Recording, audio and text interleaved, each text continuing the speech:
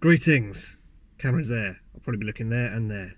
Here we go. So, we are embarking into the week that will go down, in my opinion, as the biggest, most consequential week in pro wrestling history.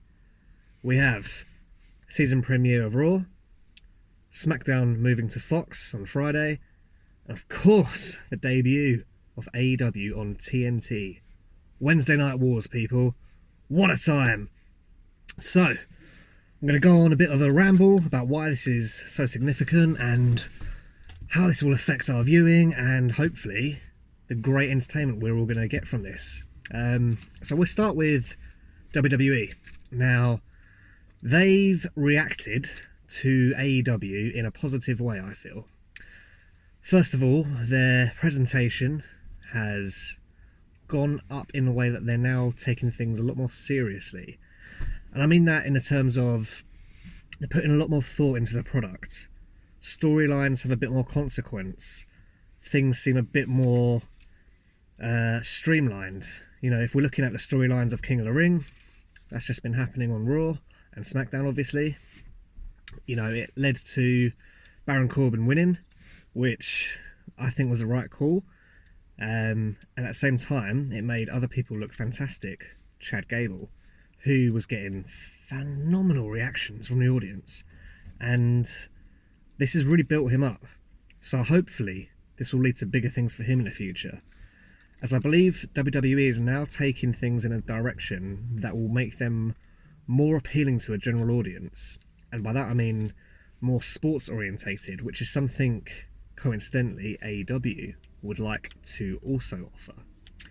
And that's kind of backed up by the way that Fox is presenting SmackDown this week. You know, in the past, well, few weeks really, they've been really going in on the promotion. You know, their other sports channels are offering, you know, SmackDown as something to watch, as, you know, a combat sport, since they've lost the UFC over to, I believe it was ESPN.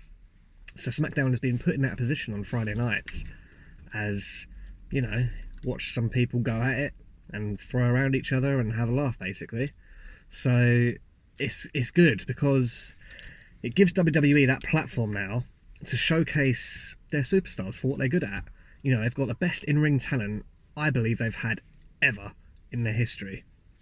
So now, why not use them in proper, good matches that don't drag too long, more on that in a minute, but allow everyone to get their stuff in and really showcase their talents.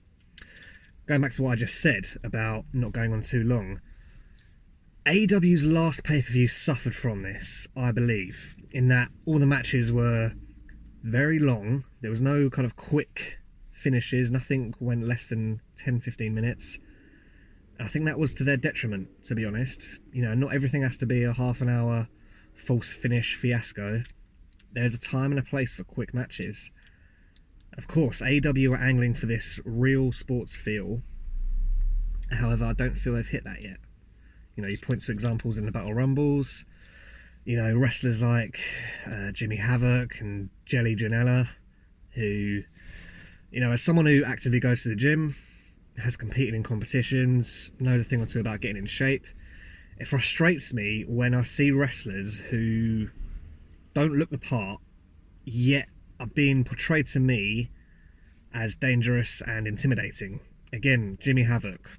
Really? He doesn't look like he can fight his way out of a wet paper bag, in all honesty. So there's work there to be done. And I know good old JR got a bit lambasted for his commentary, that he didn't seem interested. My argument is, how could he appear interested in what he was being presented? Truthfully. So there's work there for AEW. Now, of course, they're going up against NXT. NXT, an established brand who have been just rising and rising and rising, soaring to fantastic heights and putting on the best pay-per-view events, their takeovers, by a country mile, better than any other promotion, hands down.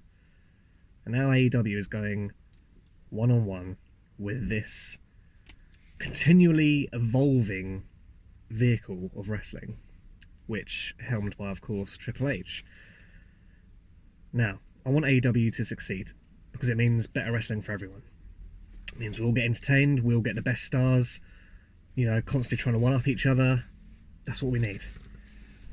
And I believe that AEW will struggle at first. You know, there's no two ways about it. It's not going to just soar off to unfathomable heights, and it's not going to be, you know, the answer to all of our prayers straight away. But I do think that we should give them time. Things like camera cuts, entrances, all that kind of stuff you can figure out, you know, that's fine. What I'm more concerned about, though, is the actual quality of the product. So match length, how superstars are portrayed, and their roster. Quite frankly, they need a bit more depth.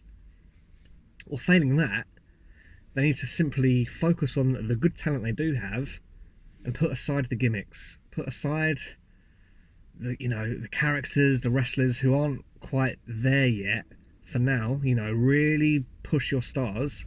Your Cody, your Bucks, your Omegas, your Pacs, your Moxleys. These are your figureheads. These need to be at the forefront of every show for now. You know, whereas NXT has the luxury of sprinkling in an Adam Cole now and again, a Johnny Gargano every now and again. You know, since USA have taken, since NXT has been on USA, you know, we haven't seen much of Cole, haven't seen anything of Gargano. Of course, Ciampa still waiting in the wings to come back. But because we know this brand, because we've been with them on the journey, people like your Keith Lees, people like your Kushidas, people like your Walters, your Pete Dunnes, who are top stars, are given that chance to shine at the highest spot because we know, we've seen them, we've been on that journey with them. And that's obviously what we don't have with AEW yet. However, I think AEW can get around that by, as I said, putting their top stars at the forefront, draw us in with the match quality. You know, Kenny Omega, arguably the best wrestler in the world. The Young Bucks, probably the best tag team in the world. Let's get them out there. Get them having some barnstormers on opening night. Make it a phenomenal debut. And then you can sprinkle in some of your lesser known talents and build them organically. Similar to how WWE is now doing. Now, they've not been great at that, WWE, in recent years. You know, they've had to rely on part-timers. Your Bill Goldbergs, your Undertakers, Brock Lesnar to an extent, who I love, by the way. Let's not get that twisted. And it's made a bit of a bottleneck in terms of talent coming through. Now, what they've just done with a repackage of one who was definitely floundering, Bray Wyatt, created this fantastically complex character, and it was allowed to nurture over time. While the product was still churning over in the background, you still had your Roman Reigns, your Seth Rollins, your Charlotte Flairs, all that still going on. This character of Bray Wyatt and The Fiend were allowed to just bubble along nicely in the background. And what we got is this creature, The Fiend, who is just... oh, I mean, I've not seen anything like this since probably Kane, Undertaker. Those are you know, those are the names that start ringing in your head, and that is brilliant work from WWE. And again, I think that is testament to they've reacted to AEW. Make no mistake about it. You know, I know AEW aren't going to pose an immediate threat, but WWE have seen this and gone, "Ooh, okay, let's turn things around a little bit," because Raw and SmackDown were getting quite stagnant. Pay-per-view wise, WWE has been on a really good roll, I'd say, for the last probably year to 18 months. I think pretty much every pay-per-view has delivered or over-delivered, in my opinion. However, their weekly shows have been a bit you can miss rather than can't miss TV. Now, though, you know, the shows are ending on cliffhangers, new people, Cedric Alexander, you know, the likes of aforementioned Chad Gable. They're getting built up. You're getting this new talent brought in. People like Nakamura are getting a bit reinvigorated. He's had phenomenal matches of late with Ali. There's another one who's come through. You know, you've got this whole storyline now with Eric Rowan, Luke Harper returning. So I feel like there's been a real paradigm shift. And it's been brought about, you know, with the, you know, AEW lighting the catalyst and WWE reacting and going, okay, let's step our game up a little bit. So, what does that all mean for us? That means better quality pay-per-views, because takeovers are going to have to be even more on point now they know AEW are going practically head to head.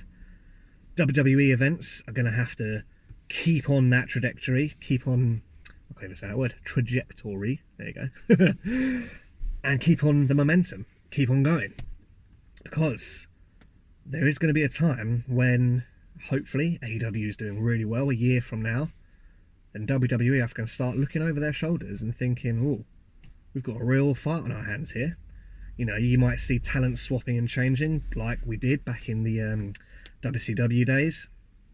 So I think for us as a viewer, we're going to be spoilt for choice. We already are. You know, WWE put out great stuff. You know, 205 Live, NXT, SmackDown, Raw. They've all been great the last few months. Of course, NXT has been great, in my opinion, for donkey's years now. But yeah, it's just a testament to, I think, how times are changing. And I just like the fact that Fox is presenting WWE as a pretty big deal. You know, they're not, you know, taking a piss out of it being fake and all that kind of stuff. No, they're actually saying this is a real combat sport. You should be watching this on Friday. Let's see, you know, these big title matches. And I think, you know, the way NXT is being presented as well on USA, especially with this Wednesday show, that's almost going to be like a takeover card. You've got title matches going on. I'm sure we'll have all kinds of shenanigans with Undisputed. It's going to be a good show. You know, they've got 2 hours, and on that, by the way, the 2 hours that they've had, you know, they've obviously had 4 hours total now on USA. They've been brilliant. You know, going from 1 hour to 2, there was, you know, there's that worry, isn't there, of how you're going to feel the content, how's it going to be, all that kind of stuff. But those 2 hours have flown by. And again, credit to Triple H there. You know, what he's doing down there with the guys and gals is just phenomenal. It really is. So yeah, full marks to NXT, and I expect for now we'll see NXT on top. But that could all change. You know, all AEW needs is a great opening show, because their last few pay-per-views have not really lived up to the early promises, if we're being honest. You know, they've been good, but, you know, I think the expectations are very high for AEW. I think they've kind of brought that on themselves a little bit, to be honest. You know, Tony Khan, Cody, the Bucks, they've all kind of been talking the talk, but thus far haven't really walked the walk yet, in my opinion. So I think they need a big opening. You know, not in terms of numbers, in terms of what we're seeing, in terms of wow factor. You know, I want to see great things happening. I want to be tuning in and then being left wanting more. That's essentially what we need. And I think they can do it. I really do, and I really hope they can. And yeah, it's just going to grow from there, really. Now look, I've taken up almost 15 minutes of your time. Thank you for listening to my rambling views. Now subscribe if you want more from myself and Brother Ollie. Don't forget to hit that like button. Take care.